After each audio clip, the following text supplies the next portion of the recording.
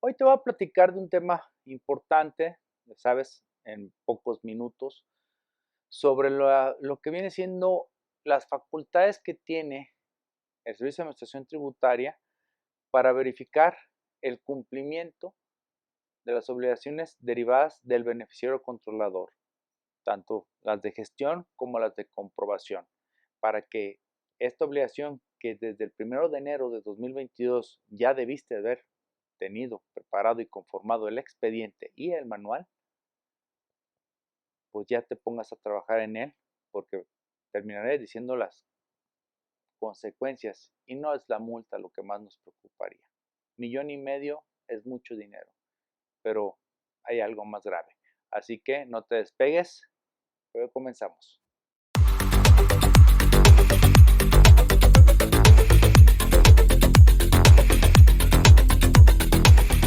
De nueva cuenta tu servidor Adrián Paredes, presidente de la revista Consejero Empresarial y del Centro de Estudios del Derecho de la Empresa, SEDE.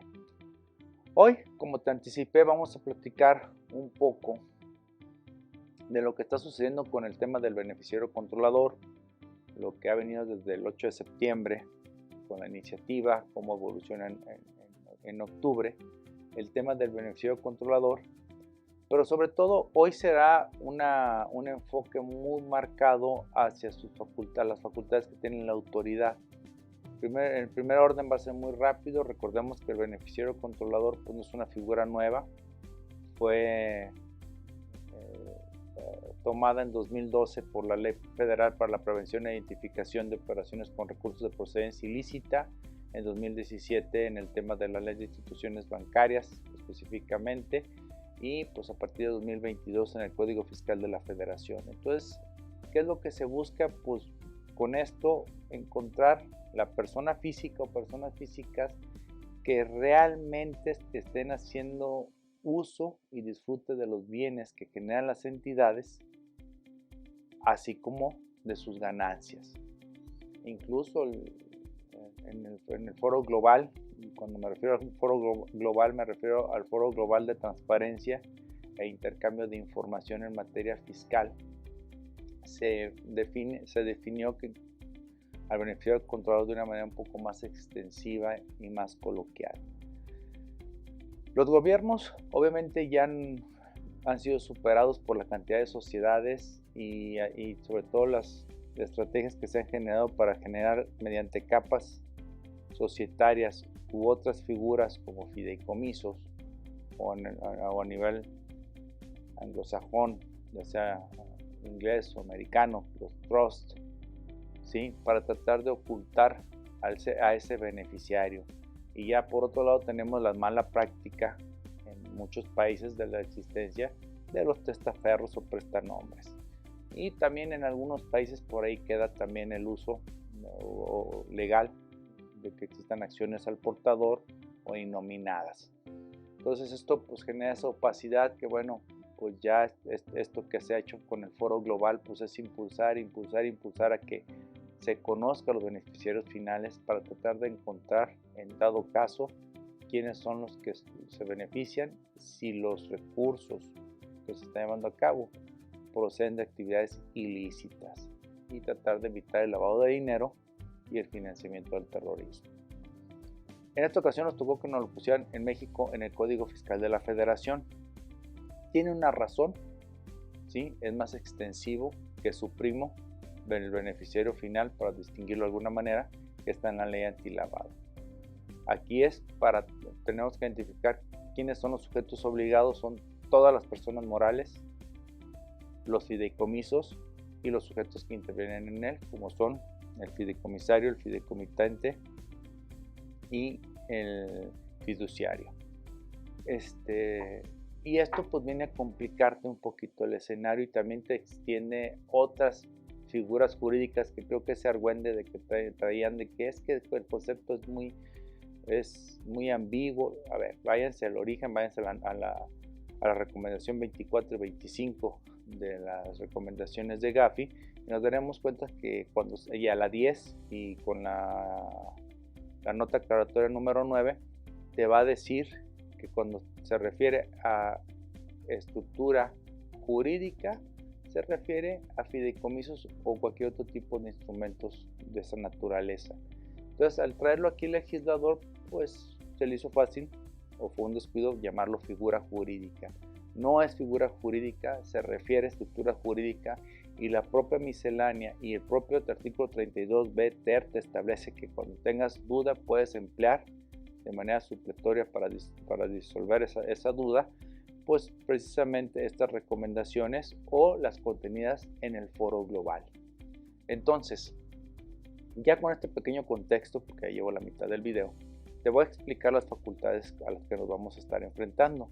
De acuerdo al artículo 32b ter, en su tercer párrafo, nos establece que las autoridades fiscales podrán requerir al sujeto obligado, es decir, a las personas morales, y entendamos personas morales como lo señala el Código Fiscal y la ley de ICR, que incluso hasta los contratos de asociación en participación, les podrán solicitar el expediente que identifica a él o los beneficiarios controladores, ¿sí?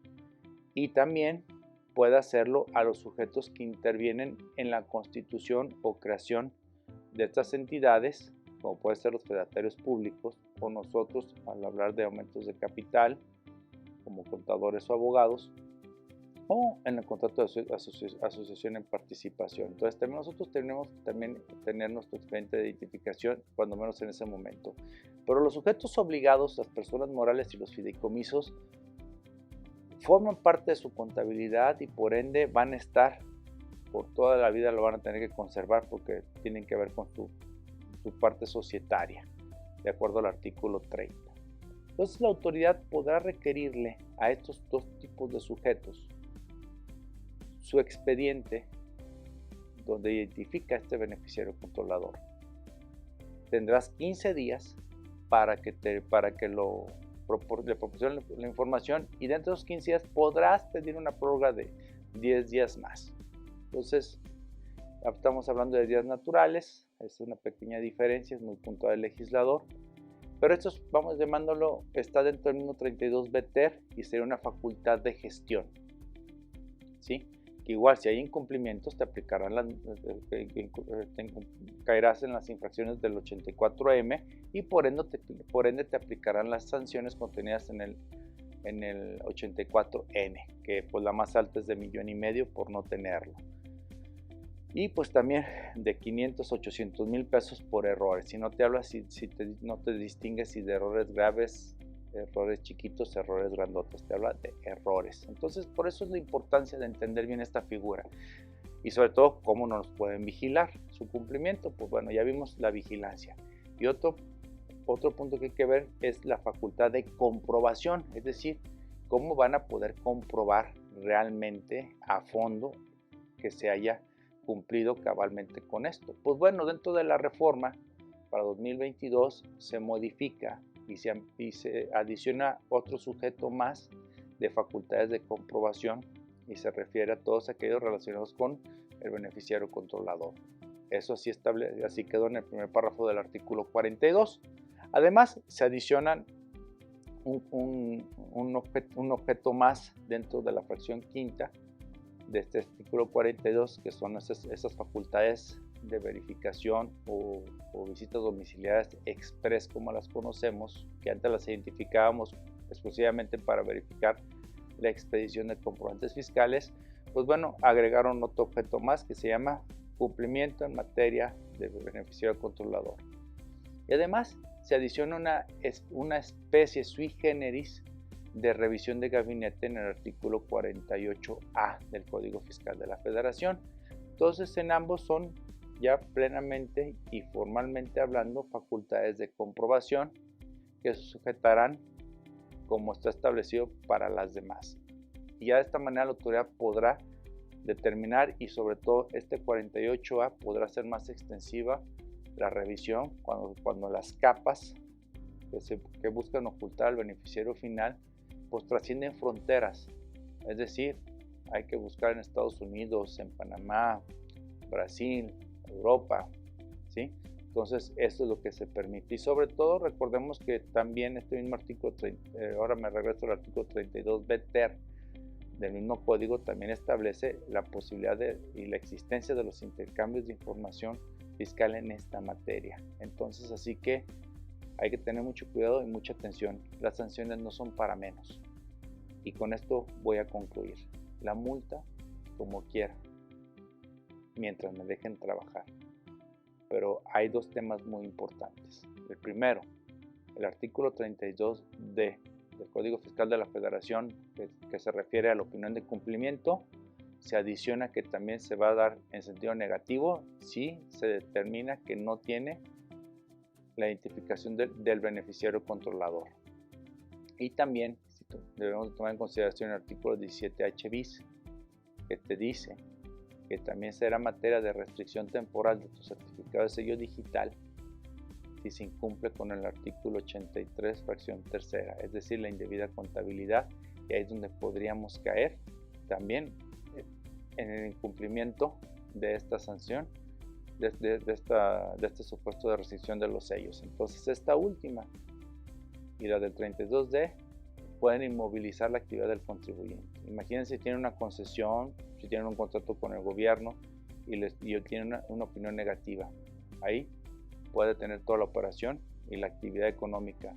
Y así sea 1,5 millones, o sea 15,000 pesos de la infracción, no se va a poder pagar. Por ello es importante que sepas de qué manera la autoridad está habilitada para vigilar y comprobar que se está llevando a cabo el cumplimiento de esta obligación. Espero que te haya servido este video. Ya te recuerdo mi nombre, soy Adrián Paredes, y ya sabes, síguenos en redes sociales porque si no, de seguro vamos por ti. Nos vemos en la próxima. Chao.